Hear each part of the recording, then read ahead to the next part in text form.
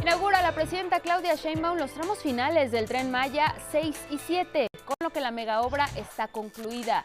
A un año de que este transporte iniciara operaciones, la mandataria federal destacó en Palenque, Chiapas, que esta obra abarca ya más de 1,500 kilómetros de vías férreas y prioriza el desarrollo para mexicanas y mexicanos. Confirma el gobierno mexicano la detención de Dámaso López Serrano, conocido como el Minilic, en Virginia, Estados Unidos, país en el que enfrenta cargos por tráfico de fentanilo. Presuntamente, López Serrano habría ordenado el asesinato del periodista Javier Valdés, ocurrido en mayo del 2017. Regresa a México el buque escuela Cuauhtémoc, tras casi 7 meses navegando por el mundo, con 259 elementos navales que incluyen a 50 mujeres, la mayor cifra desde 2011, cuando por primera vez formaron parte de las tripulaciones de este navío.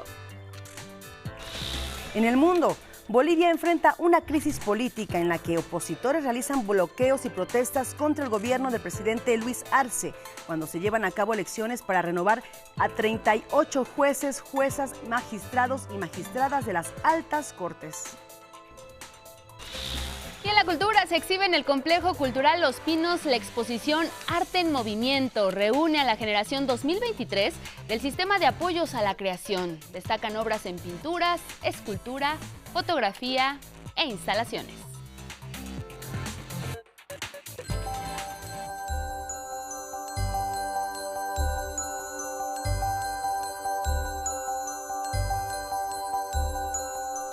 Para celebrar la temporada navideña, la empresa Sky Elements superó los límites para crear el espectáculo de drones más grande que jamás haya fluido en Estados Unidos. Santa Claus, el pavo de Acción de Gracias, una escena invernal del País de las Maravillas, el pueblo de pan de jengibre, el cascanueces y diversas imágenes navideñas iluminaron el cielo en Mansfield, en Texas.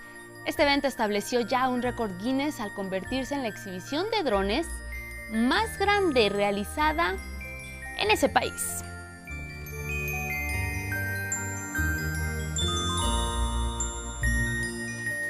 Y así les damos la bienvenida en este lunes 16 de diciembre a 11 Noticias Matutino. Me da mucho gusto saludar en esta mañana a Cintia Cerda. Cintia, muy buenos días. ¿Qué tal, Angie? ¿Cómo estás? Buenos días, amigos del 11. Le invitamos a que se quede con nosotros, ya sabe, tenemos información nacional e internacional más relevante para que ustedes estén bien informadas e informados. Agradecemos a Lía Vadillo y a Magdalena Alejo por su interpretación en lengua de señas mexicana. Le invitamos a que nos siga en todas nuestras redes sociales y también en la página de 11noticias.digital. Y también le recuerdo, nos puede escuchar a través de la emisora Radio IPN en el cuadrante 95.7 de su FM y también acceder a nuestra página escaneando el código QR que aparece en su pantalla. Ya sabe que nos puede compartir su opinión y sus comentarios con el hashtag 11 Noticias y tenemos nuestra pregunta del día. Sabe que todos los días le invitamos a que participe, que se sume a la conversación y hoy la pregunta es, pese a conocer los riesgos, ¿crees que las personas dejarán de vapear? Es muy importante esto que está ocurriendo en el país con la prohibición de estos mecanismos que afectan la salud y por ello queremos conocer su opinión, Cindy. Así es, Angie, esta ley ya aprobada y más adelante, después de esta encuesta, leeremos sus comentarios aquí en 11 Noticias, algunas de las inquietudes que ustedes tengan y qué es lo que opinan acerca de esta prohibición. En redes sociales les leemos, en Facebook y también a través de X, @11 Noticias TV. Ahí envíenos sus comentarios y nosotros los leeremos. Vámonos con la información y es que al cumplirse un año de haber arrancado operaciones, la presidenta Claudia Sheinbaum destacó la importancia del Tren Maya, considerado una de las más grandes obras de la administración del expresidente Andrés Manuel López Obrador y que en el presente gobierno se ha terminado con éxito. Sheinbaum Pardo aseguró que este proyecto, que ahora es una realidad, ha demostrado que México es una gran nación. Karen Ballesteros estuvo ahí y nos cuenta.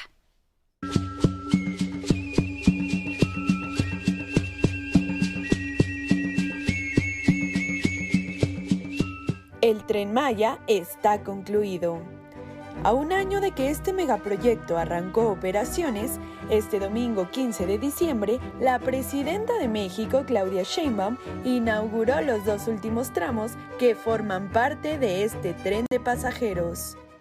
El Tren Maya le dice al planeta entero que solo aquí en México se puede construir un tren de más de 1.500 kilómetros con distribuidores viales, puentes, terraplenes, complicaciones técnicas en tan solo 4 años.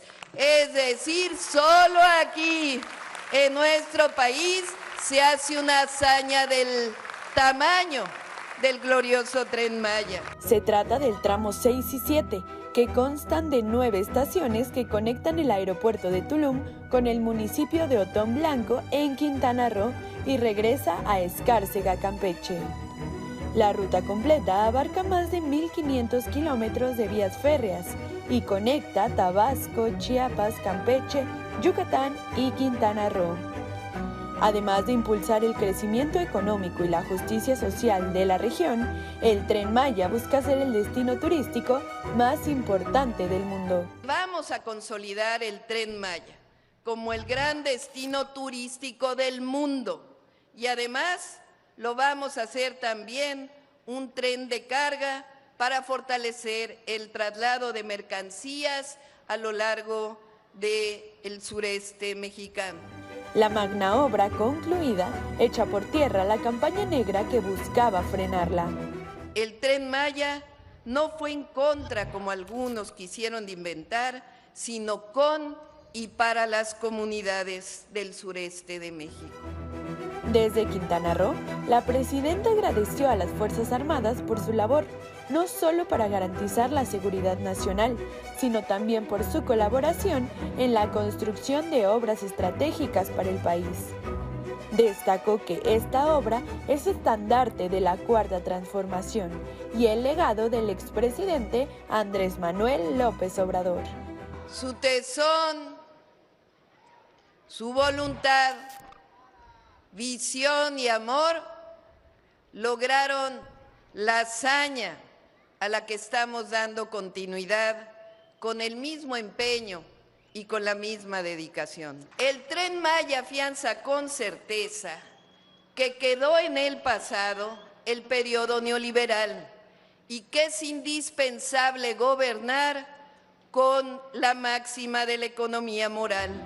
Acompañada de las y los gobernantes del sureste, así como de secretarios de Estado, la presidenta recordó que con el Tren Maya también se impulsaron proyectos de conservación del medio ambiente. Que el Tren Maya sorteó toda clase de amparos que no tenían sustento y sin violar ninguno se salió adelante. Se crearon 9 áreas naturales protegidas y 7 áreas de protección con más de 1.397.000 hectáreas.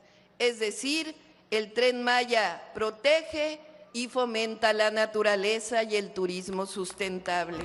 Una obra que desde su nombre enaltece la cultura prehispánica. El Tren Maya nos enseña que los mayas de entonces eran civilizaciones extraordinarias y nos revela que la visión que llegó de Europa sobre la historia es falsa. Por ello, el Tren Maya levanta en su grandeza un símbolo en contra de la discriminación, el racismo y el clasismo, del antes y el de ahora. Y que prioriza el desarrollo para las y los mexicanos, lo que se denomina como humanismo mexicano. El Tren Maya le dice al mundo, que se oiga bien y que se oiga lejos, que las y los mexicanos venimos de lejos, pero también vamos lejos. El Tren Maya le dice al mundo que México es una gran nación, que todos los días hace proezas, que nos dan fuerza, valor y que a México se le respeta. 11 Noticias, Karen Ballesteros. Y en este primer año de funciones, el Tren Maya ha trasladado a casi 700,000 pasajeros a lo largo de sus 1,500 kilómetros que recorren 5 estados del sureste mexicano. Esta mega obra, además, está impulsando la economía de esta región. El trabajo es de Luis A. Méndez y Raúl Mejía.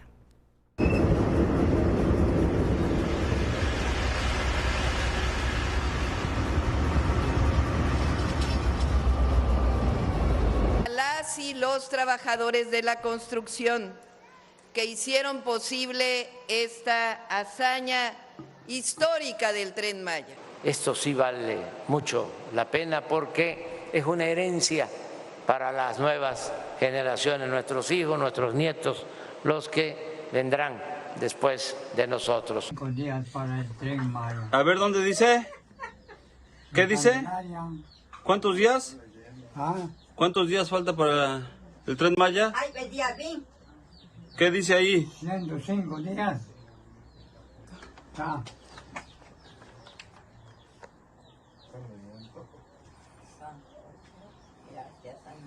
105 días, don Enrique. Para el Tren Maya, ahí está. En Candelaria.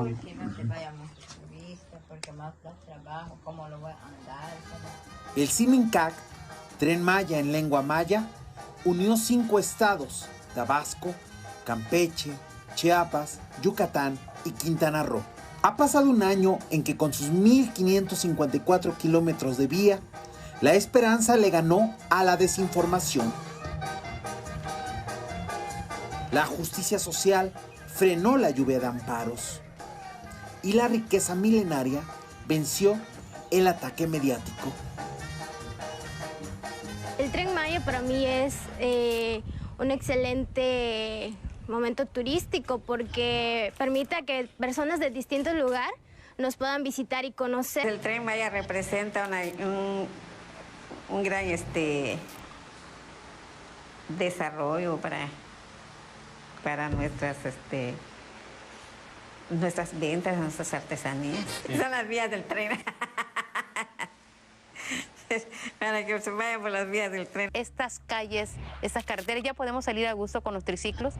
Y el día que pusieron la calle, el segundo día, yo pude sacar a mi madre en silla de ruedas y le di una vueltecita y ella me dice, ya me puedo morir tranquila, porque estoy viendo las cosas hermosas que están ocurriendo en Santa Rosa. El Tren Maya es esperanza. Y sí, el tren con sus 7 tramos ya concluidos volvió a sonar en el sur y sureste del país. Un país que recupera sus vías férreas.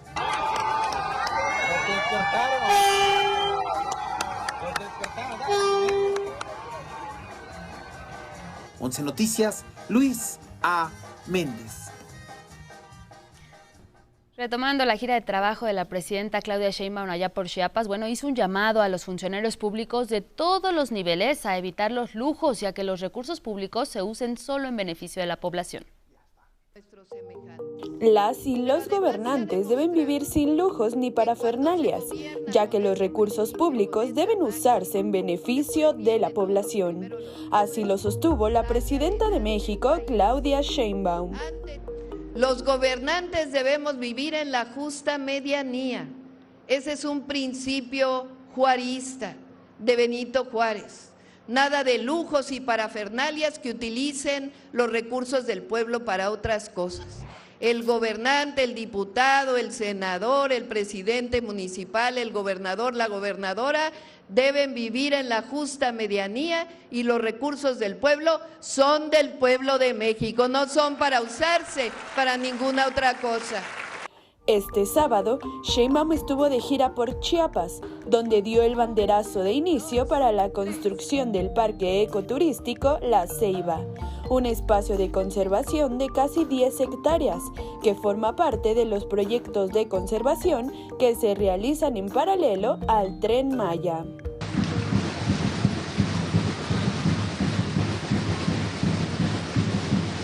Que es un parque que va a entrar al sitio arqueológico de Palenque.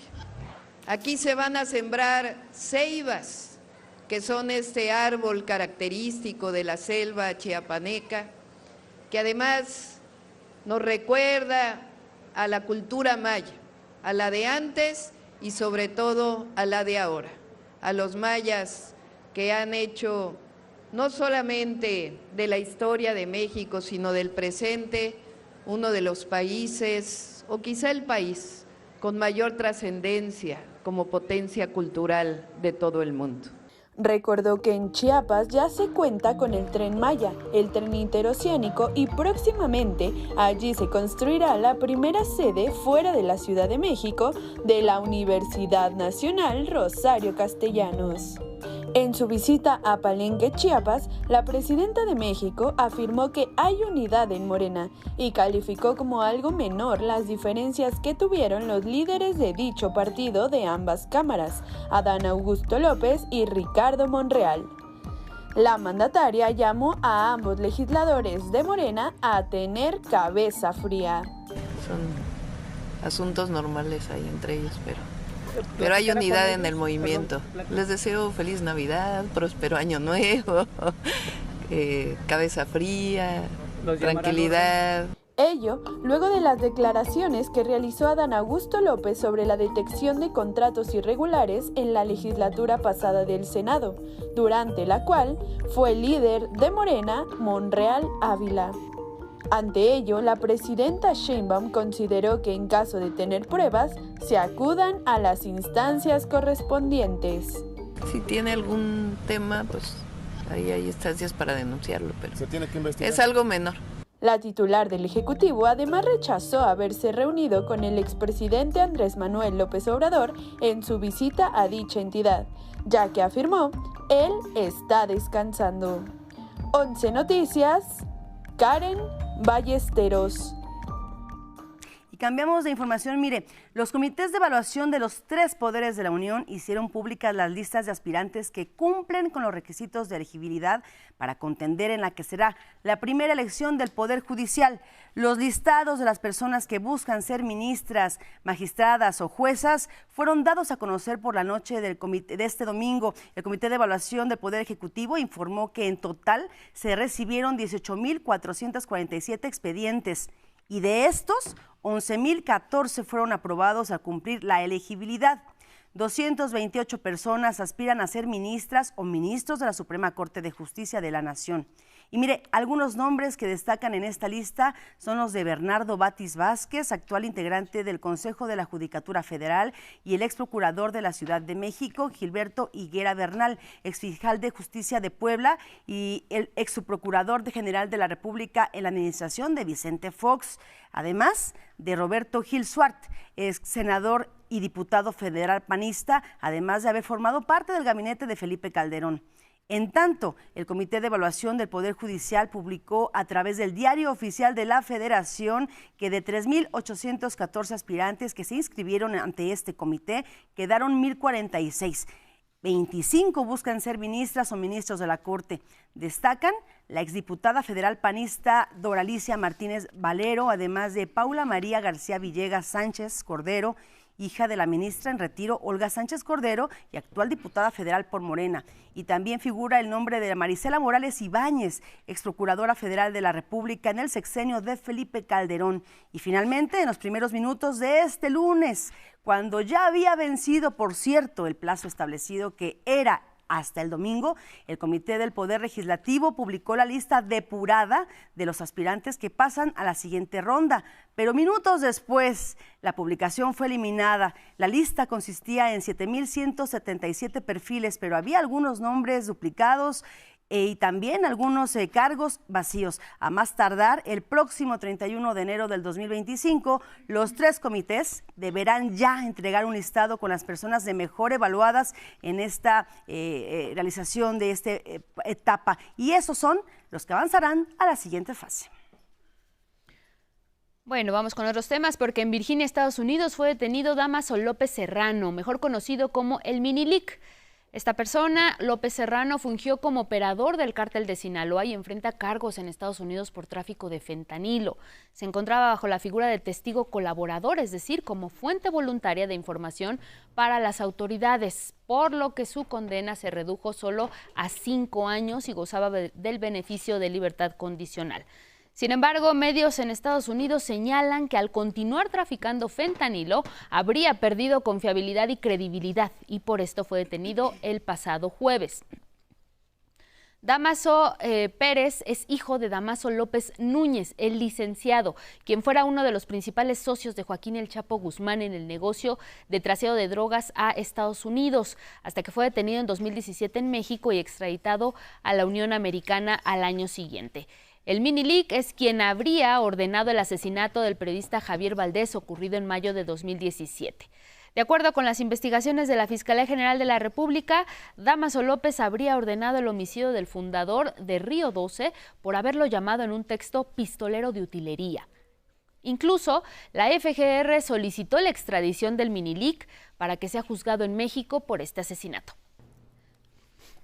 Y sobre este tema, la presidenta Claudia Sheinbaum confirmó la detención en Estados Unidos de Damaso López Serrano, operador del cártel de Sinaloa conocido como el Minilic. Durante su gira por el sureste del país, la mandataria destacó esta detención como muy importante e indicó que será el secretario de Seguridad, Omar García Harfuch, quien dé más información al respecto en los próximos días. ¿De la detención? Ajá. Sí, pues ya lo informará el secretario, pero es una detención muy importante. ¿Está confirmada entonces la detección de esta persona? Entiendo que sí. ¿Fue en Estados Unidos? Sí. Bueno, nos vamos a ir a una pausa con esta información. Le invitamos a que se quede con nosotros. Tenemos más adelante la revisión de los portales y de las planas de periódicos de nuestro país. También tenemos una pregunta del día. Es muy importante que usted participe con nosotros y nuestra pregunta es, la tiene en pantalla y se la recordamos. Pese a conocer los riesgos, ¿creen que las personas van a dejar de vapear? También les recordamos que está una prohibición ya en curso de estos mecanismos que afectan la salud y por ello queremos conocer su opinión. Hacemos una pausa y volvemos.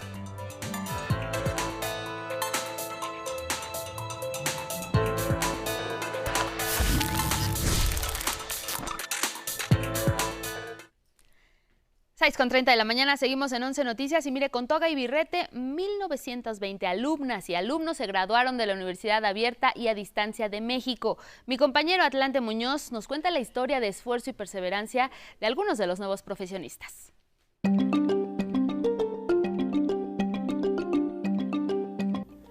Yuridia aporta su toga y birrete con mucho orgullo. Desde 2006 había terminado la preparatoria y no pudo ingresar en ese entonces a la universidad. En 2019 ingresó a la Universidad Abierta y a Distancia de México y, después de muchos esfuerzos, este sábado obtuvo su título como licenciada en Contaduría y Finanzas Públicas. Ella viajó desde Ensenada, Baja California, a la Ciudad de México para recibir su título profesional. Es un esfuerzo que bien valía la pena. Pues había días en los que yo decidí, ¿sabes qué? Mejor ya no continuar, porque sí se me complicó, la verdad, bastante. Pues muchas salidas con los amigos, con las familias que tuve que sacrificar por esto. Su familia y donde trabaja la apoyaron para continuar. Al igual que ella, 1920 alumnas y alumnos obtuvieron su título profesional de la UNADEM en alguna de las 24 carreras que ofrece. Estudiar a distancia, la UNADEM permite que las y los alumnos sean habitantes de varias partes del país, como Jalisco, Puebla, Quintana Roo, Yucatán, Veracruz, Guanajuato, Baja California, Hidalgo, Estado de México y en la capital, Ciudad de México. De los egresados, 47 son hablantes de alguna lengua indígena, 41 tienen algún tipo de discapacidad y otros 7 alumnos radican en Estados Unidos, Francia, España y Alemania. Esta es la segunda ceremonia de entrega de títulos de la UNADEM y por ello es que están de fiesta en esta institución. Está de fiesta porque vemos cumplido el mandato constitucional de abrir espacios, del derecho a la educación superior de todas las mexicanas y los mexicanos que radican en México y en el extranjero. Así que muchas gracias por ser culpables de esta fiesta.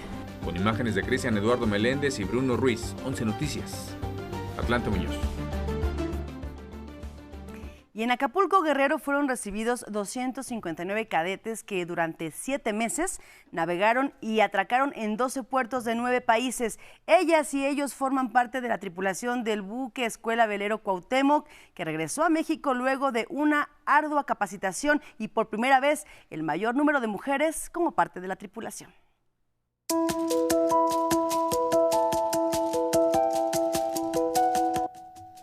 zarparon en el buque Escuela Velero Cuauhtémoc el pasado 6 de mayo. Casi 7 meses después, regresaron a Acapulco, Guerrero. Un total de 259 tripulantes a bordo. Pero en esta ocasión, su tripulación femenina fue de 50 mujeres, la de mayor número desde 2011, año en que, por primera vez, ellas fueron parte de las tripulaciones y conquistaron el mar. Ante ustedes están las mujeres y hombres que cruzaron el Océano Pacífico en 2 ocasiones. Este viaje nos permitió conocer entornos completamente diferentes y descubrir que los mexicanos estamos en todo el mundo. El secretario almirante Raimundo Pedro Morales Ángeles destacó la capacitación que recibieron las y los jóvenes marineros. La capacitación que reciben estos jóvenes durante los cruceros de instrucción es absolutamente integral, pues abarca desde los conocimientos propios de la profesión naval hasta una indispensable instrucción científica, cultural y humanista. Durante su capacitación visitaron 12 puertos, 9 países, entre los que destacan Estados Unidos de América, Japón y Corea del Sur. En la ceremonia también estuvieron presentes la gobernadora de Guerrero, Evelyn Salgado, y las familias de las y los marinos. 11 Noticias, Luis A. Méndez. El Instituto Politécnico Nacional va a la vanguardia con el desarrollo de inteligencia artificial. El Centro de Investigación en Computación del IPN oferta la maestría y el doctorado en Inteligencia Artificial y Ciencia de Datos, que tienen como propósito la formación de tecnólogos que sean capaces de desarrollar soluciones útiles a problemas reales. El director del Centro de Investigación en Computación, Juan Humberto Sosa Azuela, explicó que la inteligencia artificial se ha convertido en parte imprescindible de la vida cotidiana a través de dispositivos móviles, electrodomésticos y diversas aplicaciones que facilitan la vida y coadyuvan en actividades de riesgo. Ahora lo que pretendemos es formar gente que resuelvan de manera directa problemas planteados por la sociedad, problemas planteados por los sectores público y privado. Efectivamente, las máquinas van a reemplazar a los seres humanos, sí, pero parcialmente, no totalmente. En aquellas tareas que sean muy repetitivas. Agregó que no debe existir preocupación por la inteligencia artificial, pues no se vislumbra que en cientos de años los robots programados con inteligencia artificial sean capaces de autoprogramarse, experimentar sentimientos y menos aún de adquirir conciencia. Mire, la presidenta de México, Claudia Sheinbaum Pardo, anunció el incremento al presupuesto a las instituciones dedicadas al fomento de la historia, la cultura y el arte, tales como el Instituto Nacional de Bellas Artes y el Instituto Nacional de Antropología e Historia. Estos son los detalles.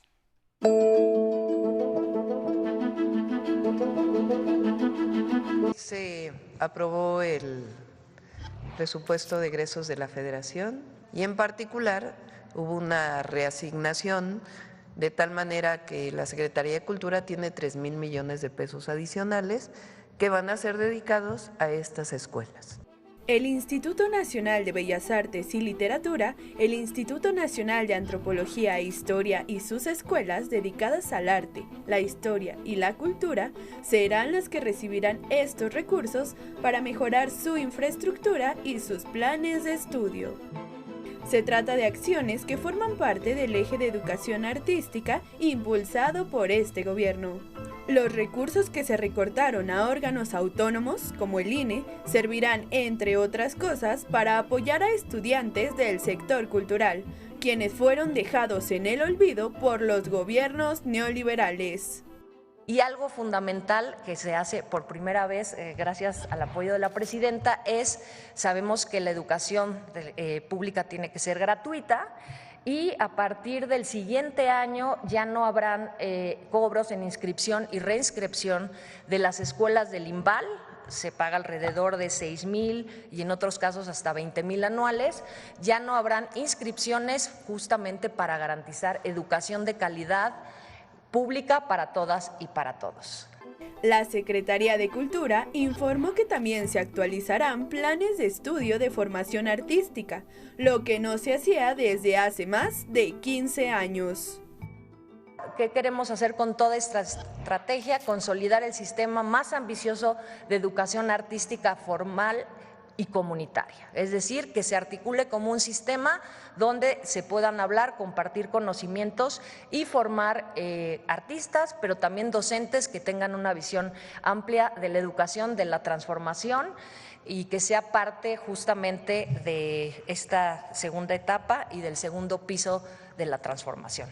El objetivo es que el INVAL, INA, el Centro de Capacitación Cinematográfica y las 65 escuelas de iniciación artística de todo el país reciban a más personas que quieran dedicarse a la cultura o al arte. Que hay un interés porque estas escuelas recuperen esa fortaleza y puedan conectar también con la educación no formal, es decir, hacer un sistema articulado de educación artística. Con información de Arturo Merlín y Karen Ballesteros. Bueno, y ahora les compartimos cuáles son los alcances y beneficios de las reformas laborales en materia de plataformas digitales que benefician a trabajadores y trabajadoras repartidoras, así como conductores de plataforma. A continuación, en este reportaje especial del Noticiario de los Medios Públicos, punto de referencia.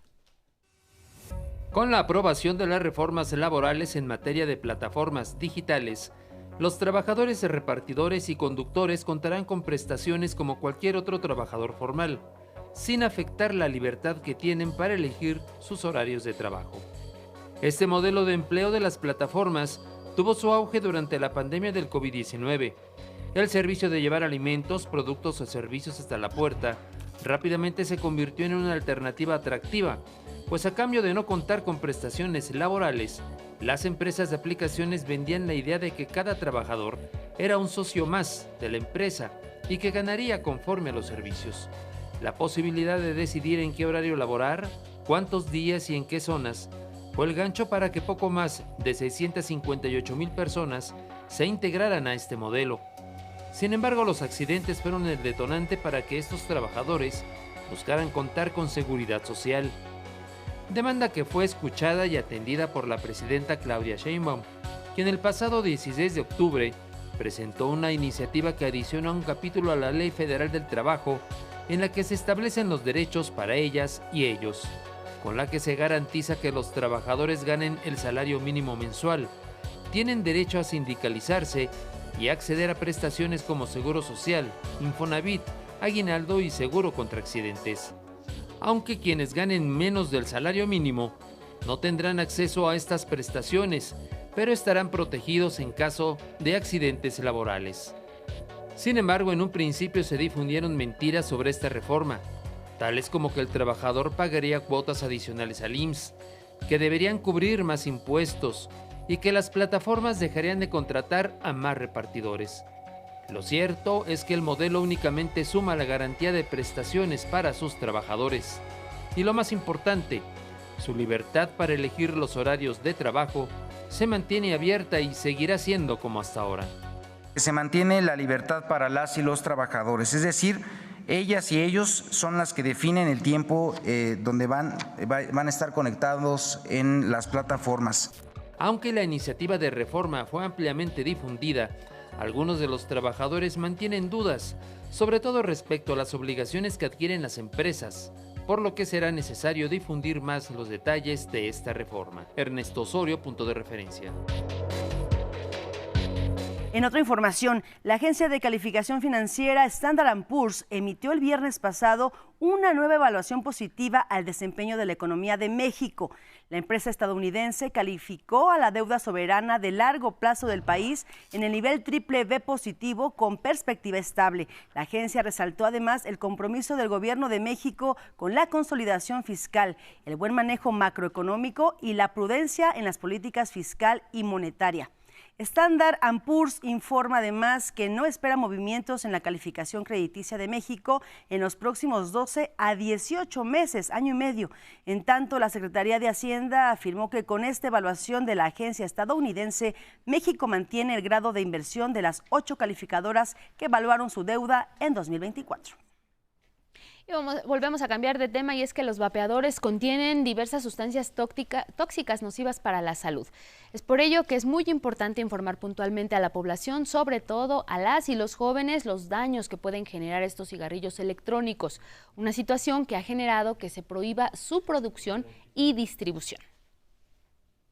Nos toca desde COFEPRIS proteger la salud de las personas y reitero, al ser estos productos que se venden como productos inocuos, generó una gran preocupación el identificar que contenían una gran cantidad de sustancias tóxicas para el ser humano. Así lo aseguró en la mañanera del pueblo Armida Zúñiga, titular de la COFEPRIS, al presentar los resultados de un estudio que revela que estos dispositivos presentan hasta 167 compuestos químicos que son dañinos para la salud. Algunos de ellos incluso son cancerígenos. Identificamos más de 30 de estas de sustancias, entre las cuales se encuentran el dimetil éter, que es utilizado como disolvente en productos de limpieza, el tolueno, que se usa para hacer pinturas, diluyentes de pinturas, esmaltes de uñas, barnices, el butirato de etilo, que se utiliza en fragancias, en limpiadores para bañeras, azulejos y superficies de inodoros.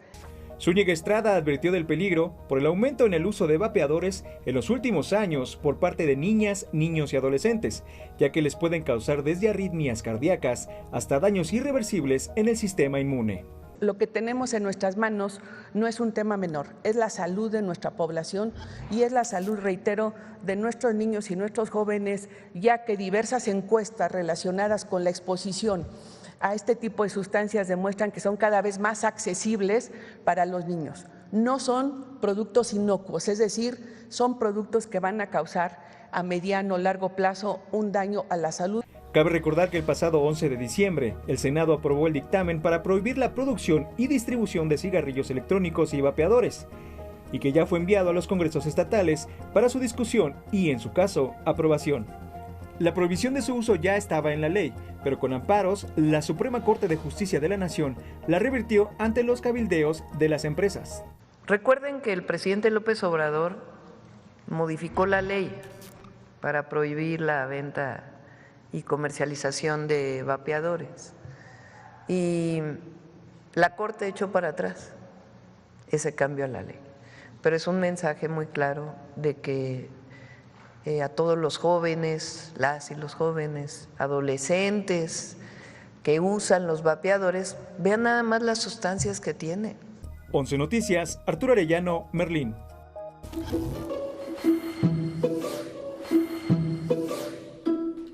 Y ahora nos vamos al estado del tiempo con mi compañera Itzel Gómez. Adelante con el reporte para el inicio de esta semana, Itzel. Cindy, un gusto saludarte, auditorio del 11 también, muy buenos días. Ayer fue la última luna llena del año, así fue como usuarios y usuarias en redes sociales pudieron captar el plenilunio. Se le conoce como luna fría porque diciembre es el mes en que comienza a ser más frío, a pesar de que las temperaturas promedio, las más frías son en enero. La luna fría sucede cuando la luna está en oposición al sol. En cuanto al pronóstico del tiempo para este inicio de semana, habrá chubascos y descargas eléctricas en el noroeste del país. Un nuevo frente frío entrará a la frontera del norte, por lo que ocasionará temperaturas congelantes en esas regiones. También habrá vientos fuertes en el oriente y sureste, así como precipitaciones en la península de Yucatán por toda la humedad que entra al territorio del Océano Pacífico, el Golfo de México y el Mar Caribe. Para más detalles pasemos a nuestro pronóstico regional. Iniciamos al sureste, caerán chubascos en Veracruz, Oaxaca, Chiapas y lluvias aisladas en Guerrero y Tabasco. Las temperaturas máximas para esta tarde serán de hasta 40 grados en la costa de Oaxaca y en Guerrero. El viento de norte provocará rachas de hasta 80 kilómetros por hora en el Istmo y el Golfo de Tehuantepec, así como olas de 2 metros de altura en las costas. Vamos en la península de Yucatán, donde también habrá norte en las costas de Yucatán y Quintana Roo con oleaje alto. Predominará el cielo nublado, chubascos en Campeche, Yucatán y Quintana Roo con bastante actividad eléctrica. Durante la tarde hará calor y la humedad también será alta. Al noroeste, en Sonora y Sinaloa, tendrán máximas de 40 grados Celsius. No lloverá en toda la región y durante la noche y la madrugada del martes descenderán las temperaturas hasta los 10 grados bajo cero en las zonas montañosas de Baja California. También habrá rachas de vientos de 60 kilómetros por hora en el Golfo de California. Aún más fría será la noche y la madrugada al norte del país. Las temperaturas mínimas serán de 15 grados bajo cero en las sierras de Durango, vientos fuertes con tolvaneras en Chihuahua, Coahuila, Nuevo León, Tamaulipas, Zacatecas y San Luis Potosí. Por la tarde será caluroso y lloverá ligero en Coahuila, Nuevo León y Tamaulipas.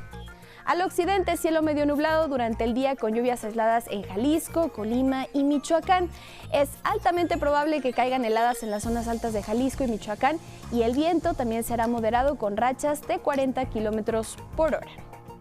Y al centro del país hay bancos de niebla al amanecer. Durante la tarde el ambiente será cálido, tolvaneras en Guanajuato y Puebla y lloverá muy ligero y de forma intermitente en Puebla y las temperaturas mínimas para las zonas altas del Estado de México serán de 5 grados bajo cero. Aquí en la capital del país para esta tarde se pronostica una temperatura máxima de 25 grados Celsius. Y le doy aquí el pronóstico puntual para algunas regiones de nuestro país. Duranguenses de Guanaceví amanecen a 5 grados. La máxima para esta tarde será de 25 grados. Inician la semana con un día soleado y sin lluvia, rachas de viento de 30 kilómetros por hora. Jaliscienses de Degollado tampoco lloverá este lunes, predominará el cielo nublado, el viento será ligero y las temperaturas oscilarán entre los 12 y los 28 grados Celsius. Finalmente, en Octún, Yucatán, será una tarde calurosa con temperaturas máximas de 33 grados Celsius y la mínima será de 18. Tampoco se prevén lluvias en la noche, humedad alta durante la mañana y la noche y también habrá viento con rachas de casi 40 kilómetros por hora. Y si deseas saber el pronóstico del tiempo para su localidad, envíanos mensaje a través de @11noticiastv para que aparezca aquí en esta sección.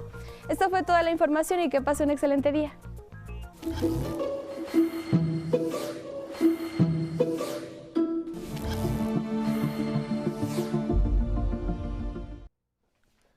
Momento de la cultura con Miguel de la Cruz, que ya está con nosotros en este inicio de semana. Miguel, buenos días, bienvenido. Gracias, Angélica. Buenos días a todos. Les comento, en el marco del Foro Nacional de Creadores 2024, en el Complejo Cultural Los Pinos, se inauguró la exposición Arte en Movimiento. Es un acercamiento al arte contemporáneo con un estilo fresco e innovador. Arte en Movimiento es la exposición que reúne a la generación 2023 del Sistema de Apoyos a la Creación. Un vistazo a las exploraciones creativas, pero también sus preocupaciones, como es el caso de las desapariciones forzadas en Veracruz y la pieza Ausencias. No hay quienes trabajamos con ciertas materialidades y otros que decidimos agarrar pues el cautín y los circuitos como nuestra forma también de resistencia y de expresión creativa. En otra sala, Mario Alonso concibió una pieza que mejora la concentración a partir del dibujo y el sonido que surge en cada trazo. Sí, es la primera vez que participo y la verdad sí me sorprendió mucho que lo escogiera. Como que yo estaba un poco ilusionado, muy ilusionado, pero no me quería tampoco ilusionar de más y estaba listo para lo que fuera, pero gracias a Dios sí, pues resultó. Diversidad de propuestas de un centenar de artistas que busca convertirse en un faro que visibilice a los jóvenes creadores de todo el territorio nacional. También nos interesa mucho llegar a más regiones del país, regiones geográficas y a más sectores de la población. He visto desde que llegué aquí que hay sectores muy amplios que ya conocen al sistema, que ya saben cómo solicitar becas, cómo aplicar en las convocatorias, pero también he visto que incluso en la propia capital del país hay áreas donde no se nos conoce. Arte en Movimiento abraza pintura, escultura, fotografía e instalación en la Casa Miguel Alemán en el Complejo Cultural Los Pinos, con imágenes de Christopher Dávila e información de Saraí Campech, 11 Noticias. Concluyó la edición 45 del Festival Internacional de Nuevo Cine Latinoamericano de La Habana. Los cineastas mexicanos tuvieron fuerte presencia. La Cocina de Alonso Ruiz Palacios obtuvo los premios Coral de largometraje de ficción, mejor fotografía, sonido y edición, además del galardón de la Federación Internacional de la Prensa Cinematográfica. Por su parte, Suyo de Astrid Rondero y Fernanda Valadez recibió 2 premios, el Signis y Don Quijote. El Jockey, coproducción de Argentina y México, dirigida por Luis Ortega, ganó el premio Coral de Dirección, Mejor Actuación Femenina para Úrsula Corberó, actuación masculina para Nahuel Pérez Vizcayat y Dirección de Arte. Bueno, falleció el destacado músico indio Zakir Hussain. Aquí le contamos parte de su legado musical.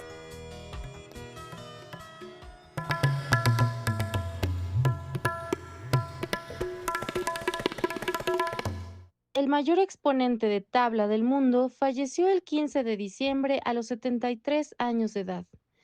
Zakir Hussain nació en Bombay, India, el 9 de marzo de 1951, hijo del reconocido tablista Usad Allah Raka, de quien adquirió el conocimiento musical desde su infancia, previo a convertirse en uno de los músicos más respetados e influyentes del mundo. A los 12 años ya destacaba y logró ir más allá del conocimiento heredado con géneros como el jazz, la fusión y contemporáneo, entre otros, sin dejar el sonido de la India. La tabla es un instrumento de percusión compuesto por 2 tambores originarios de ese país. En el lenguaje de la tabla hay un vocabulario y una gramática, y eso se aprende, y luego aprendes a integrarlo todo. Alcanzó el éxito mundial a los 18 años de edad y publicó más de 15 discos con colaboraciones internacionales como Ravi Shankar, Yo-Yo Ma, George Harrison, Van Morrison, entre otros. Compuso para cine y participó como coautor del tema de inauguración de los Juegos Olímpicos de Atlanta de 1996.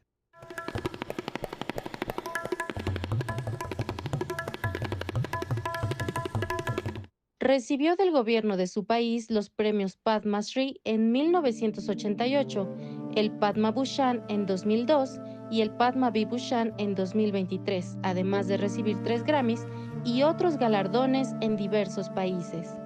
Dejó gran legado y nueva visión de la música. Fin de vida del arquitecto del movimiento contemporáneo de la música mundial. Descansa en paz, Zakir Hussain.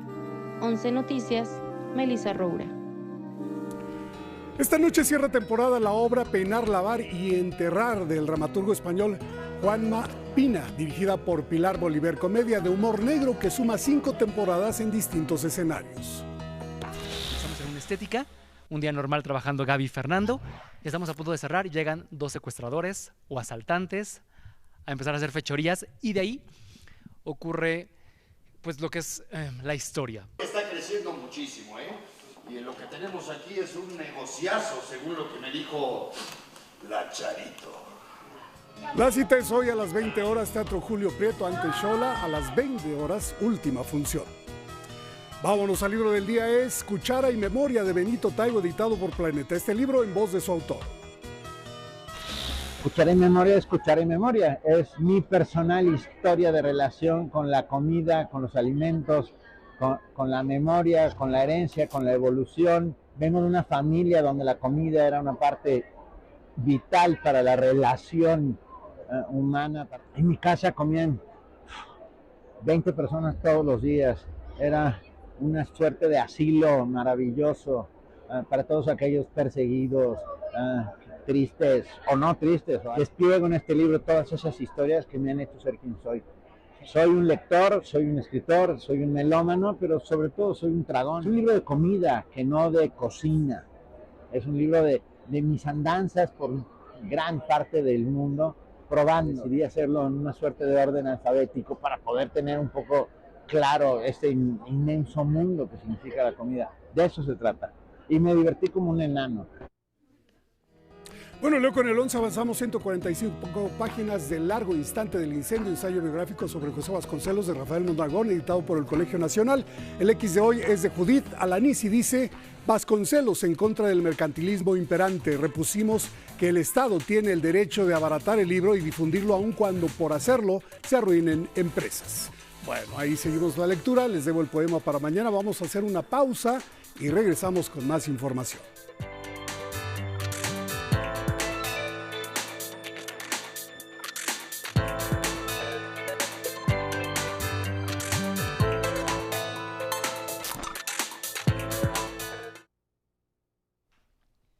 7 de la mañana en el tiempo del centro y seguimos en 11 Noticias y también les queremos recordar nuestra pregunta del día, y es que pese a conocer los riesgos, ¿ustedes creen que las personas van a dejar de vapear? Esa es nuestra pregunta de este lunes. Les invitamos a que participen, que nos envíen sus comentarios, sus respuestas, lo que ustedes piensen y opinen a nuestras redes sociales. Más adelante vamos a estar en contacto leyendo sus respuestas y sus opiniones que nos hayan querido compartir. Y ahora vamos a revisar lo que publican algunos portales y planas de periódicos en nuestro país. Ya sabe que iniciamos con nuestro portal 11noticias.digital. Es el portal que pues le actualiza con toda la información nacional e internacional, deportes, cultura, entretenimiento. Usted ahí lo puede revisar. Ya sabe que también tenemos la transmisión totalmente en vivo de todos nuestros espacios informativos, matutino, meridiano, sabatino, nuestras mesas de análisis y también el noticiero de los medios públicos, punto de referencia. En esta mañana tenemos de destacadas varias información. Una de ellas es precisamente esta mesa de análisis de la que le hablaba hace un momento, quitar máscaras, clave para conocer perfiles de aspirantes a elección judicial, y por supuesto también la información deportiva más relevante, el América, el tricampeón de la Liga MX, pero más adelante Vianey Zárate nos va a estar informando de lo que ocurrió allá en el estadio en Nuevo León con este triunfo del América. También tenemos información, pobreza creciente en Argentina a un año de gobierno de Milei, es lo que aseguran algunos especialistas, información de corte internacional. Navidad 2024, checa todas las actividades que habrá en la Ciudad de México, esta verbena navideña. Y bueno, también tenemos información relacionada con el frío, ya nos daban el pronóstico del clima, pero se ha alertado pues de estos fríos que están entrando a nuestro país con mayor intensidad. En esta ocasión hablamos de Gustavo Petro visita México, se reunirá con Claudia Sheinbaum. Esta visita que está haciendo el presidente de Colombia a nuestro país. La Secretaría de Relaciones Exteriores informó que fue recibido por el titular de la Cancillería, Juan Ramón de la Fuente, en el Aeropuerto Internacional Felipe Ángeles. Allá en el AIFA fue recibido Gustavo Petro por parte del canciller Juan Ramón de la Fuente. Arribó a nuestro país este domingo, fue recibido ahí en el AIFA y se pretende o se prevé que tenga una reunión con la presidenta de México, Claudia Sheinbaum, no es lo que ha dado a conocer las cuentas oficiales de la Cancillería. No se ha hablado específicamente de qué va esta reunión o qué otro motivo tiene la visita del presidente colombiano, pero sabemos que pues una de ellas es el fortalecimiento de la relación bilateral. Y es que también hay que recordar que tuvo un encuentro la mandataria federal Claudia Sheinbaum, no solo con el presidente de Colombia, sino también con el presidente de Brasil, Luis Ignacio Lula da Silva, y también con el presidente de Chile, Gabriel Boric, esto durante pues la cumbre pasada allá en Río de Janeiro. Tuvieron reuniones importantes y acordaron seguir pues fortaleciendo las relaciones en toda la región latinoamericana, pero particularmente en estos 4 países. Entonces, el presidente de Colombia visita nuestro país, se reunirá con la presidenta Claudia Sheinbaum y por supuesto estaremos pendientes de la información que se genere al respecto de la visita y también de esta reunión. Vámonos ahora a revisar a lo que destaca esta mañana El Economista. Su primera plana la titula así: preparan reforma en el Infonavit con mayor control del gobierno. Y es que sabemos que en la Comisión del Senado ya da luz verde a este dictamen. Dice El Economista que la iniciativa plantea desaparecer direcciones sectoriales de trabajadores y empresarial y mayoría del gobierno en comités.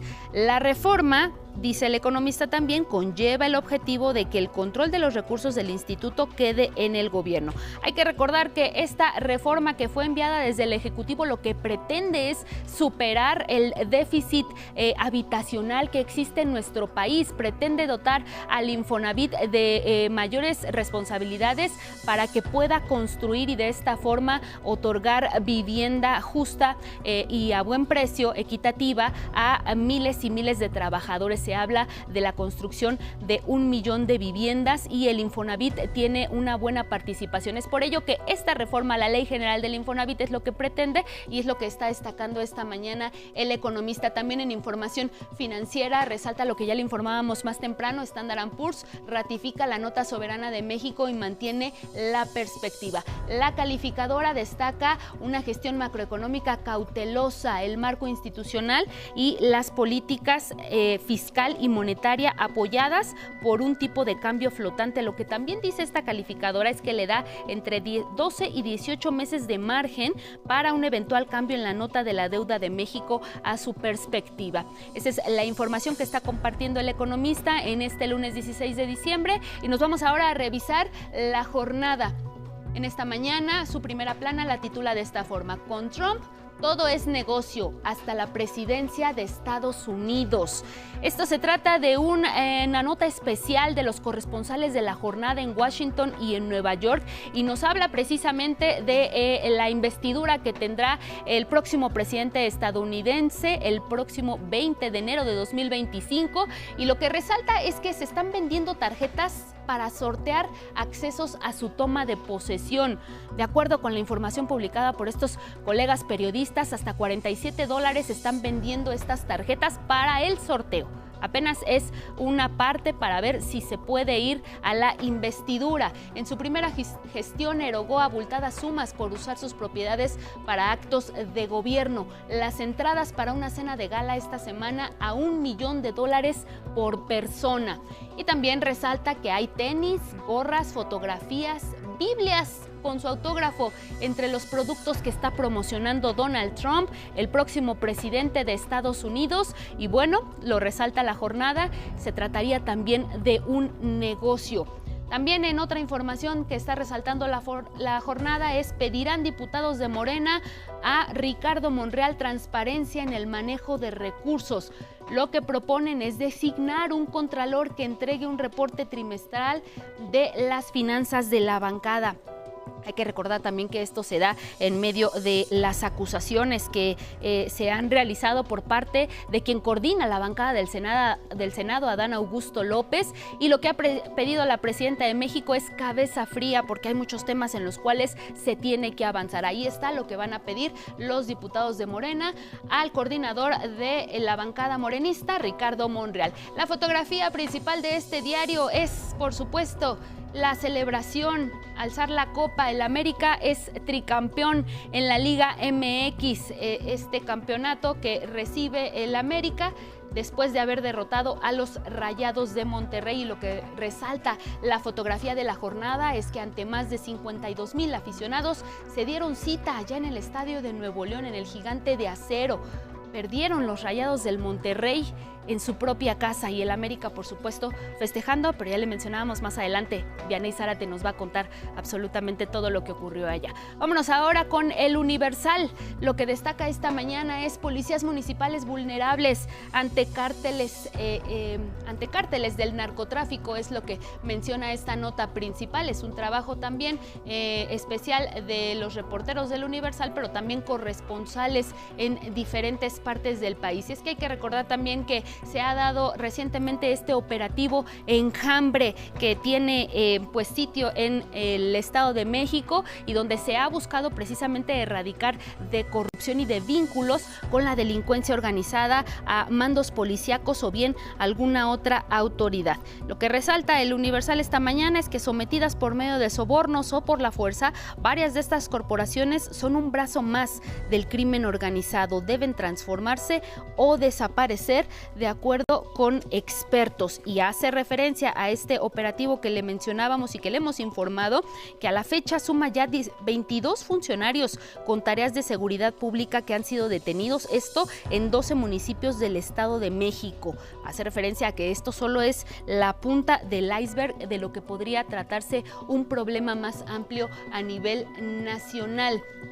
En otra información también que está destacando El Universal es: consintieron con 272 millones de pesos a médicos cubanos. El Universal resalta esta parte en donde se contrató a especialistas provenientes de Cuba y que les otorgaron servicios de choferes, hospedaje, dieta especial y atención personal las 24 horas del día. Recordemos también que fueron una parte importante para atender la pandemia en nuestro país, y también pues acudir hasta aquellas comunidades alejadas en donde se necesitan médicos generales y que por alguna razón en nuestro país pues no había especialistas disponibles para poder atender a estas comunidades. Vámonos ahora a revisar cómo viene Reforma.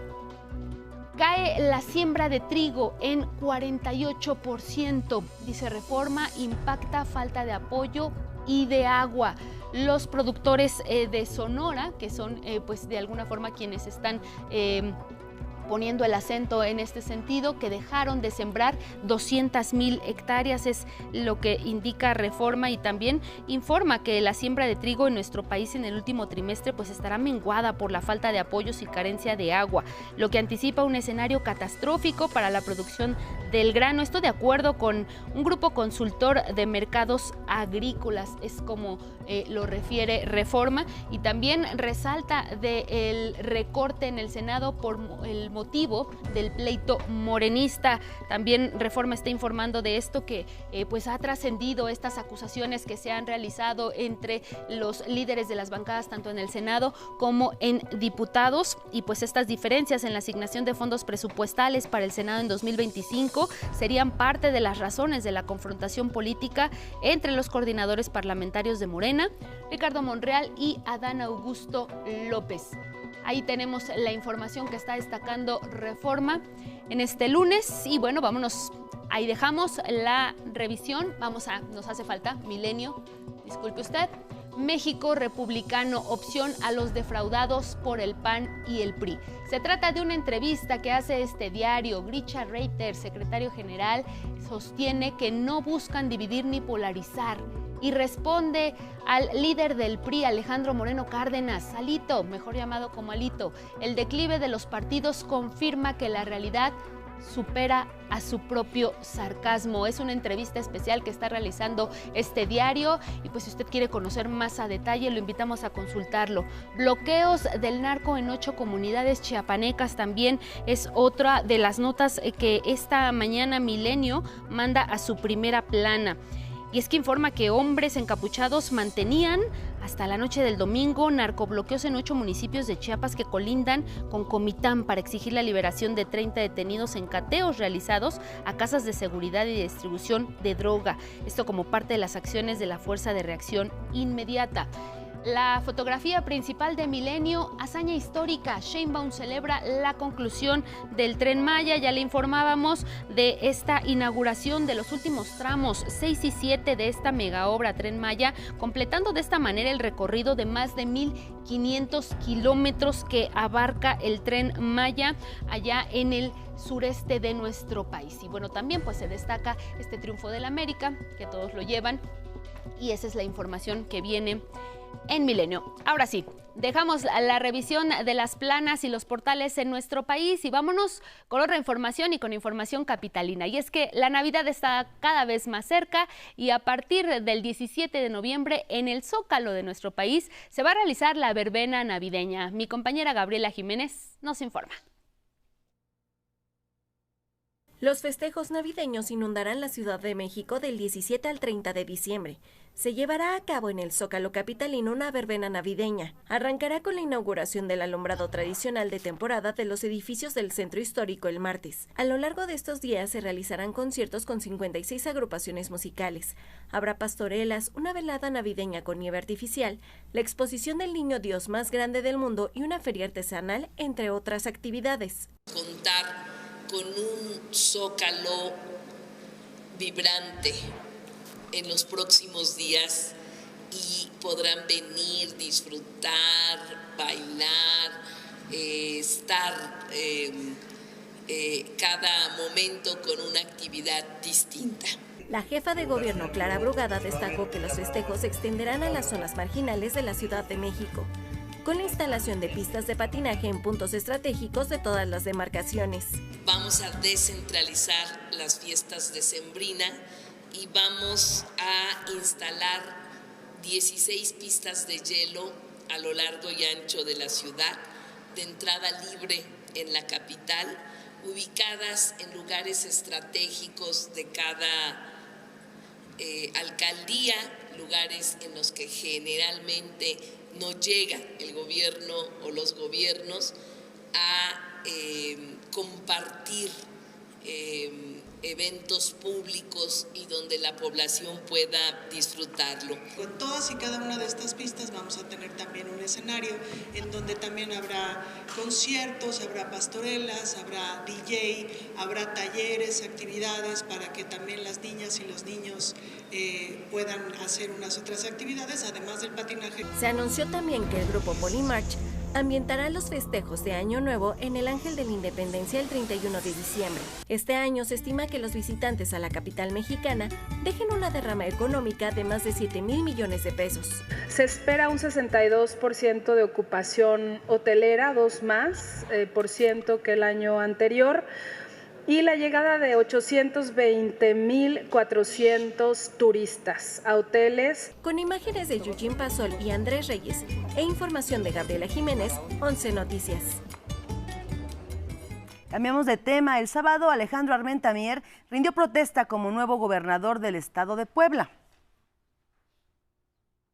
Protesto sin reserva alguna, guardar y hacer guardar la Constitución política de los Estados Unidos mexicanos, la particular del Estado y las leyes que de ella emanen, y desempeñar leal y patrióticamente el cargo de gobernador constitucional que el pueblo me ha conferido, mirando en todo por el bien y prosperidad de la nación y de la entidad federativa, y si así no lo hiciere, que el Estado y la nación me lo demanden.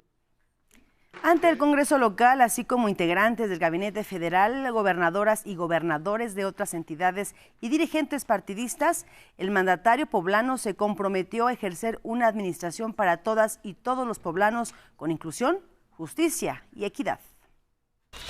Hoy comienza una nueva etapa en la vida pública de nuestro estado.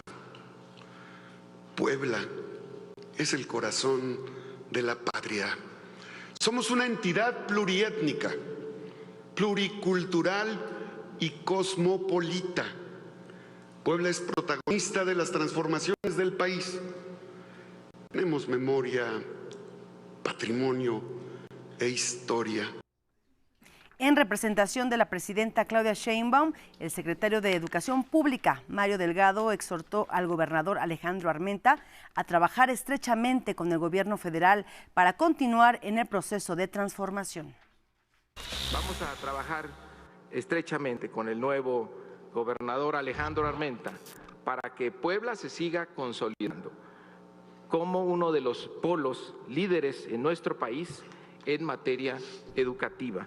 Y sobre todo, que en ningún lugar de Puebla ni de México las condiciones económicas sean un obstáculo para seguir estudiando y desarrollarse. La Secretaría de Salud emitió un aviso epidemiológico sobre el sarampión.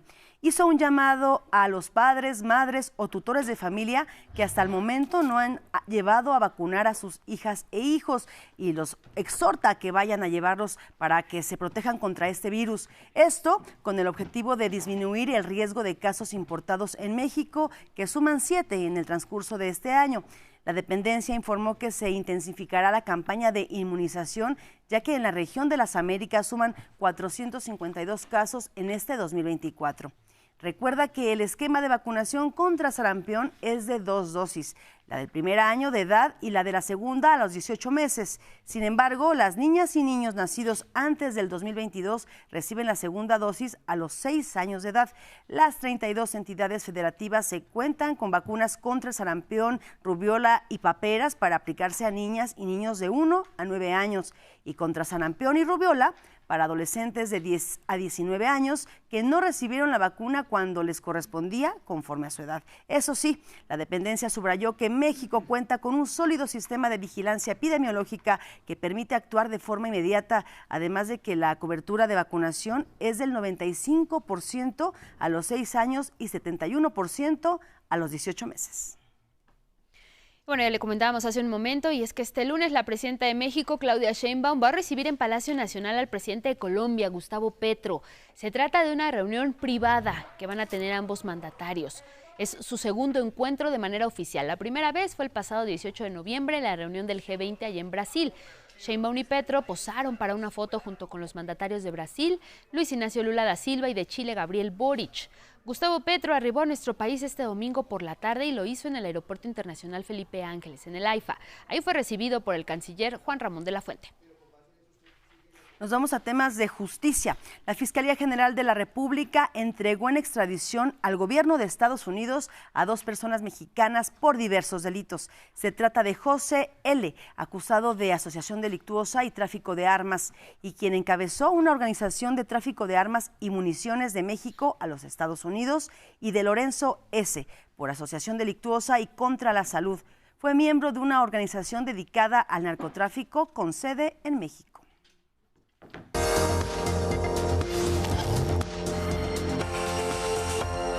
Contentos algunos, tristes otros, pero bueno, la información deportiva está ahí y la tiene Vianey Zárate con este triunfo del América. Vianey, bienvenida, buenos días. Muchísimas gracias, Angie. Algunos estamos muy felices porque ayer el América se convirtió en el primer tricampeón en la historia de los torneos cortos. Aquí toda la información. Una noche para recordar en la Liga MX. América hizo historia tras derrotar en el Gigante de Acero a Monterrey por global 3-2 en la Apertura 2024. Las Águilas se convirtieron en el primer equipo en ser tricampeones en los torneos cortos del fútbol mexicano desde el invierno de 1996. Si el gran equipo que tenemos es capaz de esto y de muchas cosas más, creo que todos somos leyendas ahora de esta institución. En una final llena de emoción, el encuentro inició con altas expectativas sobre los Rayados, obligados a remontar tras caer en el partido de ida. Y aunque los de casa iniciaron con el peligro, poco les duró, y es que en el minuto 18, Henry Martín logró mandar el primer balón dentro de la portería, gol que fue anulado. Pero tan solo 5 minutos después, Richard Sánchez abrió el marcador, llevando a las Águilas al descanso con una ventaja 1-0. En el segundo tiempo, Monterrey intentó reaccionar, quien buscó el empate, y al minuto 84 los regios colocarían 1-1, gol que encendió los ánimos de la afición. Sin embargo, el América fue más fuerte en la defensa y tras los 6 minutos extra del tiempo reglamentario, llegó el silbatazo de victoria. Creo que eso fue la clave, el manejo del cuerpo técnico a la perfección cada partido, cómo leer los partidos, creo que eso fue la clave sin duda. El día de la grandeza de este equipo es nunca darse por vencido. Y siempre gracias a la afición por apoyarnos a donde vamos. Con esta victoria de la mano de André Jardine, la escuadra azul crema sumó su título 16 a sus vitrinas, convirtiéndose en el equipo más ganador de la Liga Mexicana. Y qué gusto que hayan quedado fuera del Azteca campeones, es histórico, es muy padre. ¡El mejor equipo de México! Con imágenes de Jorge Bejarano e información de Naomi Rodríguez, 11 Noticias. Y mira, ahora hablemos de la actuación de los mexicanos en el extranjero, porque varios triunfos este fin de semana. En el fútbol de Europa, en Países Bajos, Santiago Jiménez tuvo un espectacular fin de semana al marcar su primer hat-trick en esta temporada. Lo hizo en la victoria de su equipo 5-2 ante el Heracles. Los goles fueron al minuto 31 tras un tiro de esquina y con un cabezazo abrió el marcador. 5 minutos después marcó el segundo por la vía del penal y el tercero lo hizo antes de terminar la primera mitad, de nuevo de cabeza para poner en ventaja a su equipo 3 goles arriba. Esta gran actuación del Bebote se da después de que el viernes fuera galardonado con el trofeo a la mejor anotación del mes de noviembre. Fue una chilena realizada el 30 de noviembre ante el Fortuna Sittard. En el atletismo también hubo podio mundial. Jimena Serrano y Alejandra Ortega conquistaron los 20 y 35 kilómetros femenil en el World Race Walking Tour en Dublín, Irlanda, mientras que Ricardo Ortiz logró la plata en 35 kilómetros y con un tiempo de 2 horas, 26 minutos y 15 segundos. La marca para clasificar al Mundial de Atletismo de Tokio 2025. Hasta aquí la información deportiva, que tengan un buen día.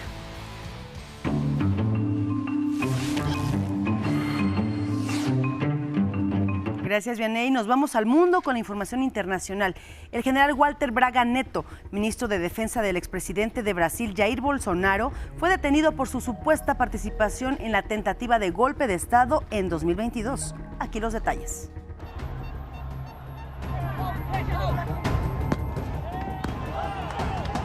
La Policía Federal de Brasil detuvo el sábado al general Walter Braga Neto, ministro de Defensa del expresidente Jair Bolsonaro, por su presunta participación en la tentativa de golpe de Estado en 2022 para impedir la asunción al poder de Luiz Inácio Lula da Silva. La detención, que incluye cargos por intentar obstruir las investigaciones, fue ordenada por Alexandre de Moraes, juez del Supremo Tribunal Federal. Tras su victoria en las elecciones de ese año y después de tomar posesión el 1 de enero de 2023, partidarios de Bolsonaro intentaron tomar el complejo de edificios del gobierno brasileño, la Corte y el Congreso. La policía reportó entonces más de 1000 detenidos, y la investigación inicial incluyó un mensaje en redes de Bolsonaro, que había puesto en duda el resultado de la elección y alentado las protestas y disturbios. Este sábado, antes del arresto del general Braga, los fiscales cumplieron también órdenes de allanamiento contra su domicilio. El ex ministro de Defensa fue además compañero de fórmula de Bolsonaro en las elecciones presidenciales de 2022, que ganó el actual presidente Lula da Silva. En la indagatoria de la Policía Federal, de más de 800 páginas, hay 37 presuntos implicados, con pruebas recabadas durante 2 años.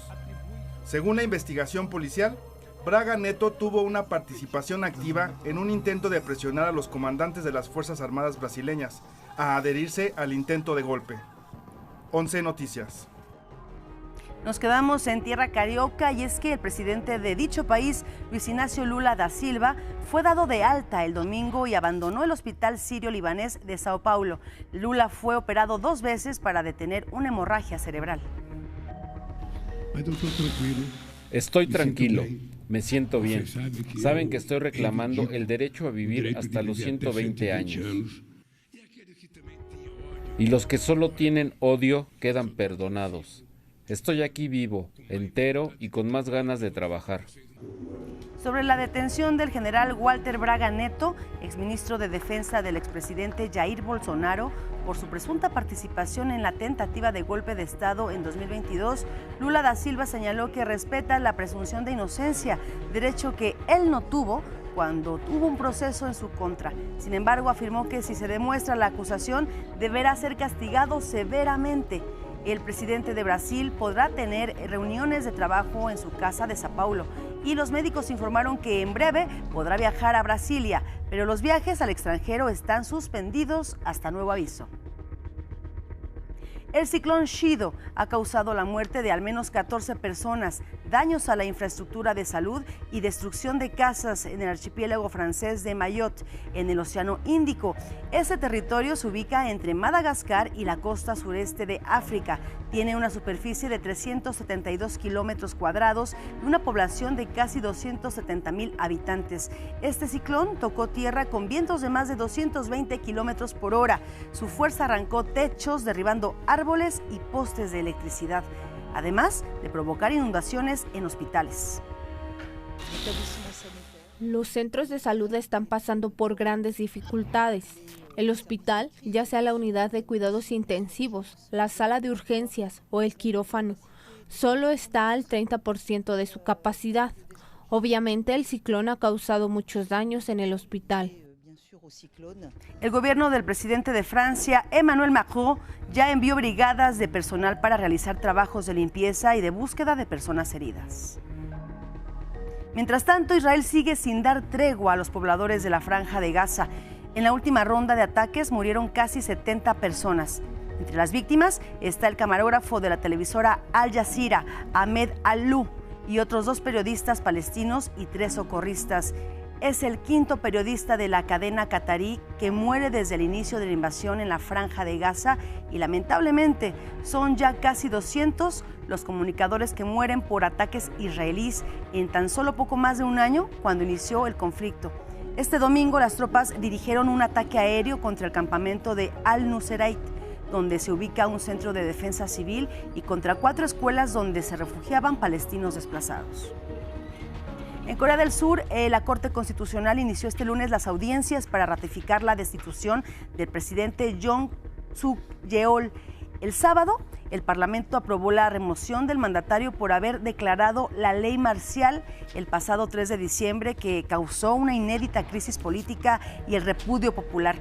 La Asamblea Nacional tuvo que votar por segunda ocasión el proceso, ya que la semana pasada no alcanzó mayoría y ahora reunió al menos 2/3. La moción para destituir al presidente Yoon Suk-yeol recibió 204 votos a favor y 85 votos en contra, de un total de 300 votos emitidos. La Corte Constitucional de Corea del Sur tiene ahora 6 meses para adoptar una decisión sobre si destituye o no al presidente. En el caso de removerlo, se celebrarían elecciones en 2 meses. En tanto, el líder del Partido del Poder Popular, Han Dok-hoon, anunció a su cargo y se disculpó con los ciudadanos. La dimisión de los miembros del Consejo Supremo ha destruido el Consejo Supremo, haciéndome imposible llevar a cabo mis deberes normales como líder del partido. Pido disculpas sinceras a todas las personas que están sufriendo esta situación de emergencia. Y es que Yoon es el segundo presidente conservador destituido en Corea del Sur. La primera fue Park Geun-hye en 2017. Ha pasado ya una semana desde la caída del régimen de Bashar al-Assad en Siria y entre la población impera la esperanza. Ha pasado una semana de la caída del régimen del presidente sirio Bashar al-Assad a manos de fuerzas rebeldes. Durante estos días, hombres, mujeres, niños y niñas han celebrado el derrocamiento y tienen la esperanza de mejores condiciones sociales, económicas y políticas. Este domingo, estudiantes comenzaron a regresar a las secundarias y universidades en Damasco, la capital. Nos sentimos liberados y las cadenas se han roto. El miedo ha sido derribado y ahora podemos expresarnos sobre muchos temas. Espero que nos dirijamos hacia una fase mucho mejor que la que estábamos desde todos los puntos de vista. Anticipo que tendremos libertad de expresión y podremos hablar libremente. La misión de esta generación es impulsar cambios en este país. Un funcionario del sistema de educación informó que la asistencia fue menos del 30% debido a que los estudiantes que viven en otras provincias tardarán en regresar y todo volverá a la normalidad. Los niños y niñas más pequeños retomarán clases en 2 días más. Por primera vez en más de 20 años, miles de personas acudieron a la mezquita de los Omeyas en Damasco para participar en el tradicional Viernes de Oración. El acceso a este lugar sagrado había estado prohibido por el régimen de Bashar al-Assad después de una serie de protestas sociales en 2011, como parte de la primavera árabe de ese año.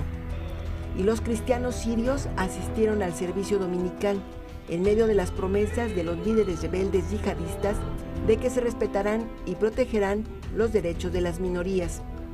El Observatorio Sirio de Derechos Humanos reportó intensos bombardeos israelíes contra depósitos de armas durante la noche del domingo en la región costera de Tartus, sitio donde se ubica la base naval de Rusia, mientras residentes sirios encontraron un almacén de armas al sur de Damasco.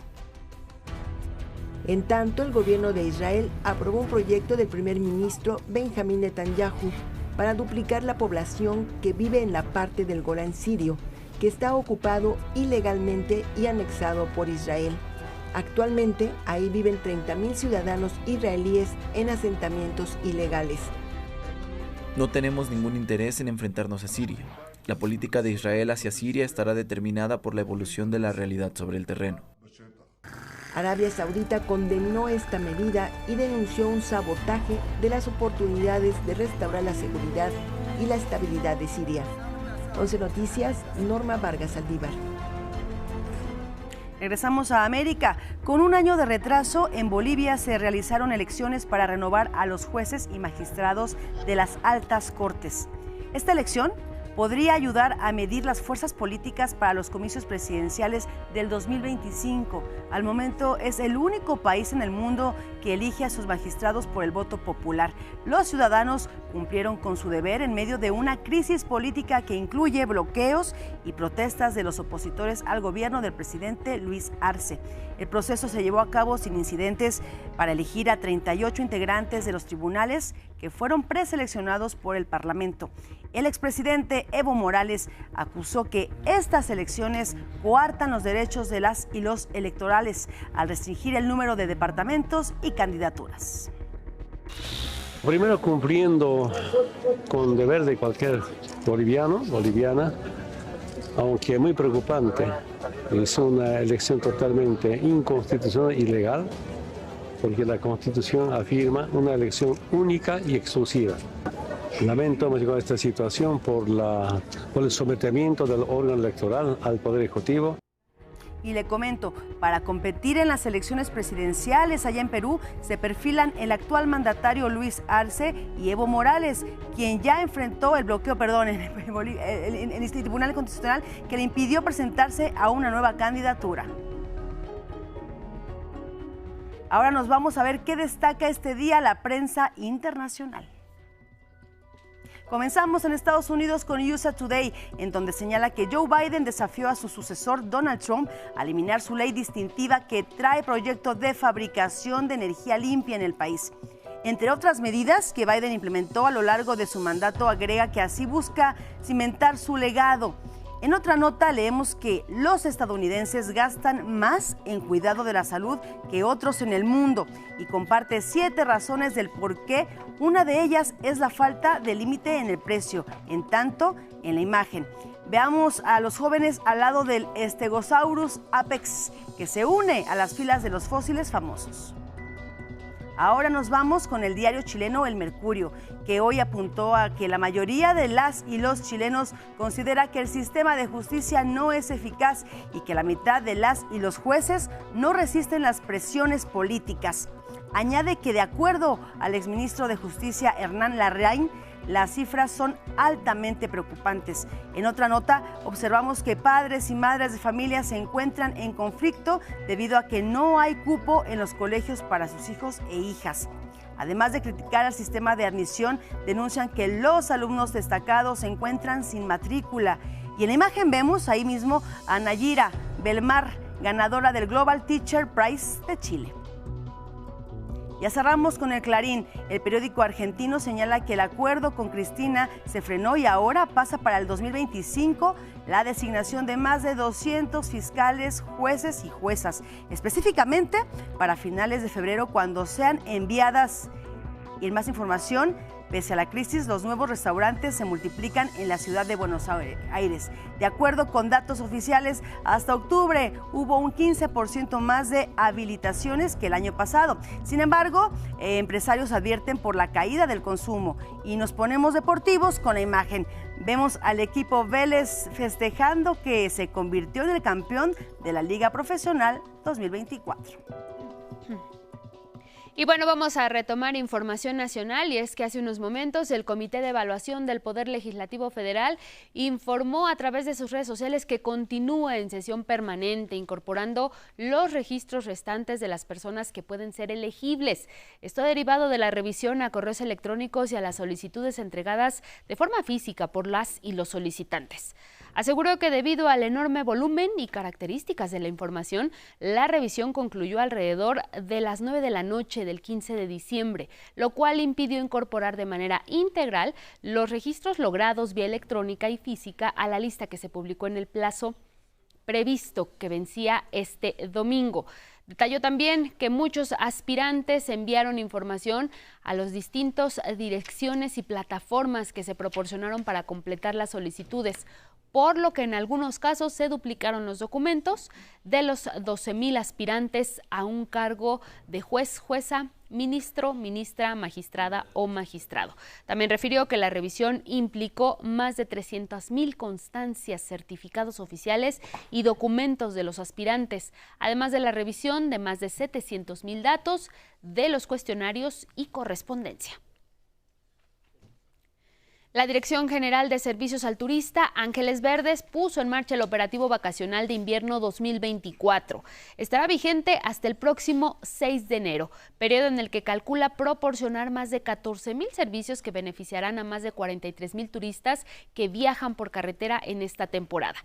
La Secretaría de Turismo del Gobierno de México, la titular de esta secretaría, Josefina Rodríguez Zamora, informó que serán desplegadas 450 unidades, con la operación de 580 elementos en campo, en más de 50,000 kilómetros en 271 rutas carreteras en todo el país. Además de recibir asistencia mecánica de emergencia, viajeras y viajeros dispondrán de orientación turística, información sobre servicios y destinos turísticos y también van a contar con apoyo en caso de desastre natural. Si así usted lo requiere, puede marcar directamente al 078, también a través de la aplicación móvil de Ángeles Verdes, o bien puede ser atendida por los operadores durante sus recorridos carreteros de rutina. La dependencia también hizo un llamado a revisar el automóvil en el que se viaja antes de salir a carretera. Es importante cumplir con todas las medidas de seguridad recomendadas y evitar, por supuesto, conducir bajo los efectos del alcohol o de alguna otra sustancia estimulante. Y mire, más recomendaciones, porque si usted tiene planeado salir de vacaciones decembrinas a alguna playa de nuestro país, la Secretaría de Marina Armada de México presentó un decálogo de recomendaciones para que su estancia sea más segura y placentera. Lo primero es respetar las indicaciones de los salvavidas. También recuerden no descuidar a los niños en las playas, no introducirse al mar después de haber ingerido alimentos o bebidas alcohólicas. También procurar nadar cerca de donde se ubique un salvavidas. No viajar en embarcaciones sobrecargadas y exigir chalecos salvavidas. Es muy importante también utilizar protector solar, mantenerse hidratado y, por supuesto, no tirar basura en las playas. Cuidemos nuestros mares, entre otras. Asimismo, la Marina tiene un despliegue de 3,400 elementos navales apoyados por 44 buques de vigilancia, así como 133 embarcaciones menores para rescate, 7 unidades aéreas y 229 unidades terrestres. El operativo de Marina en este periodo vacacional permanecerá hasta el próximo 8 de enero. La jefa de gobierno de la Ciudad de México, Clara Brugada, y el secretario de Seguridad Ciudadana, Pablo Vázquez, entregaron reconocimientos a las y los policías que se destacaron durante este año en el cumplimiento de su deber. La policía preventiva Carla Ivette Santos Ortega fue electa como Policía Distinguida del Año. Esto luego de haber detenido en flagrancia a un sujeto que cometía una violación sexual. Al respecto, la jefa de gobierno afirmó que las y los habitantes de la capital pueden estar seguros y seguras que los policías realizan su esfuerzo para garantizar la seguridad. Los policías en esta ciudad son los guardianes de la paz. Los policías son los que velan por el orden, por la justicia en cada rincón de la comunidad. Y en estas temporadas de celebración familiar y de fin de año, en esta ciudad podrán disfrutar de la paz gracias al trabajo sin descanso que hacen nuestros policías. Clara Brugada encabezó el cuarto desfile de la policía y del heroico Cuerpo de Bomberos de la Ciudad de México que se realizó frente al hemiciclo a Juárez, esto en la periferia de la Alameda Central. Y ya está detenido el hombre que el viernes pasado por la noche atropelló a un grupo de personas, dejando a 2 mujeres muertas y 2 más lesionadas cuando participaban en un desfile navideño en las calles del municipio de Los Reyes, Michoacán. El alcalde de Los Reyes, Humberto Jiménez Solís, dio a conocer a través de sus redes sociales la aprehensión del presunto implicado y aseguró que el acceso a la justicia siempre será una garantía para todos. Ya se encuentra en las instalaciones de seguridad pública la persona responsable sobre los hechos ocurridos el viernes 13 en la caravana navideña, y será la autoridad competente quien determine qué se va a hacer con la persona responsable. Y bueno, ahora como parte de nuestro noticiario nos enlazamos hasta Palacio Nacional. Regresamos aquí a 11 Noticias con más información de panorama nacional, internacional y ya la presidenta Claudia Sheinbaum firma el decreto de reglamentos complementarios a esta ley de mujeres para fortalecer este proyecto que tiene feminista totalmente. Y vamos a otra información, porque el fentanilo es una droga altamente adictiva y letal. A diferencia de otros estupefacientes ilegales, la tasa de mortalidad entre los usuarios es elevada y se sigue incrementando en los Estados Unidos. Aquí le presentamos la historia de este mortal enervante.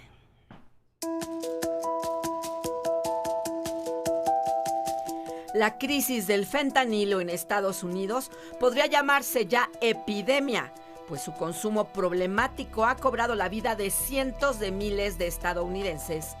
Un opioide que se apoderó poco a poco de las calles en nuestra nación vecina, pero que a diferencia de otras sustancias, surgió desde el sistema de salud.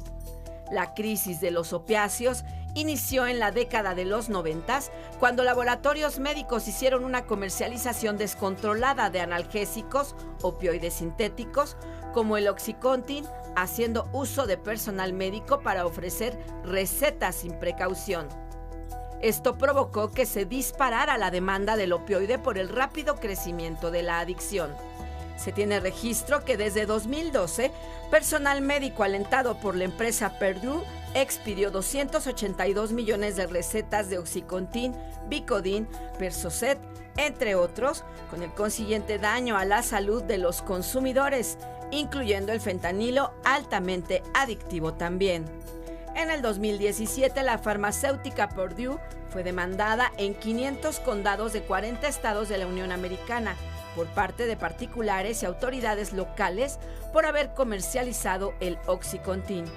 Así, de pasar a ser un medicamento que fue recetado en Estados Unidos sin ningún control, el fentanilo, que es 50 veces más potente que la heroína y 100 veces más que la morfina, se convirtió en una droga sintética que es adquirida ahora de manera ilegal.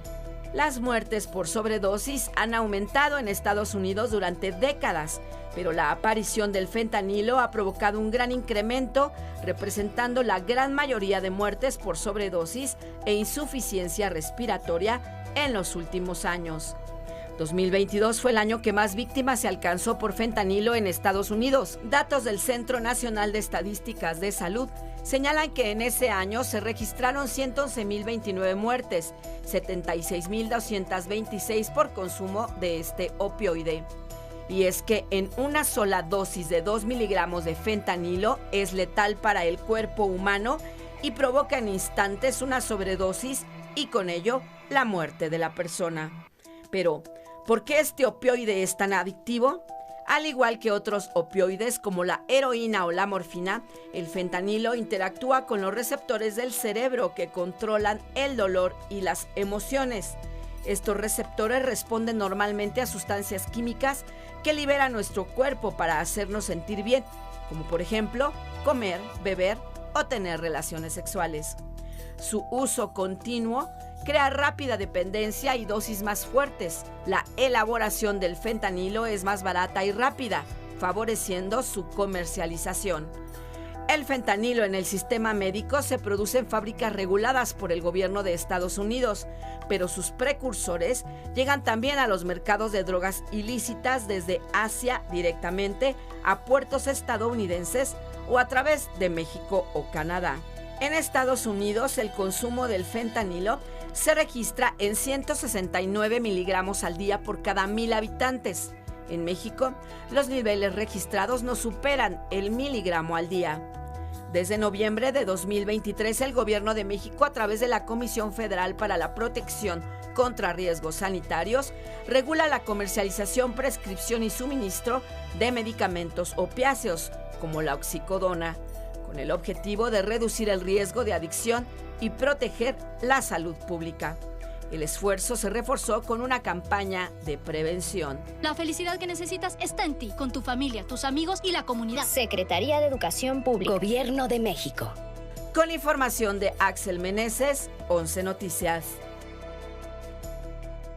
Y bueno, es momento de conocer las respuestas que ustedes nos compartieron a nuestra pregunta del día. Pese a conocer los riesgos, ¿creen que las personas van a dejar de vapear? Bueno, Carlos Barrera nos dice que se conocen los riesgos del alcohol, del tabaco y de otras sustancias y aún así sigue el consumo. Gracias, Carlos, por tu respuesta. Liz R. Leo, si ya no tienen a mano los insumos para hacerlo, sí lo dejarán, buscarán una nueva forma de envenenarse. Gracias por esta opinión, Liz, y vamos ahora a ver lo que comenta Silvia Fernández.